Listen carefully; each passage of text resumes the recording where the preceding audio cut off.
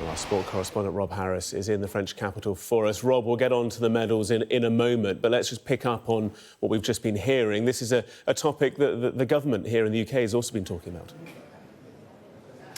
Yes, here in Paris today, I've been talking to the Culture Secretary, Lisa Nandy, who watched the fight like many other people yesterday. The bout that lasted just 46 seconds before Angela Carini felt she had to withdraw because her safety was being jeopardised by Imane Khelif, and it has reawakened that discussion about eligibility within sport, gender eligibility and testing of that eligibility too, with questions about potentially raised testosterone levels of Khelif, and it's causing all sorts of challenges for the International Olympic Committee, but also back in British sport as policies are formed. And this is what Lisa Nandy, the Culture Secretary, had to tell me here in Paris.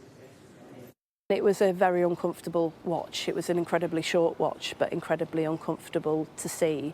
And I know from being here in Paris that there are a lot of women competitors who are very concerned, not just about whether we're getting the balance right between inclusion, fairness and safety in boxing, but in other sports as well. Successive governments have always said that these are often quite complex biological matters. In this case, I think it is more complex than is being presented on social media. And so it's right that sporting bodies take those decisions. But I have a role, the government has a role to make sure that they have the guidance, the support and the advice that they need to be able to make those decisions and get that balance right. Complicating all this for the International Olympic Committee is the decision last year at the World Boxing Championships to disqualify Khelif just when she was on for a medal.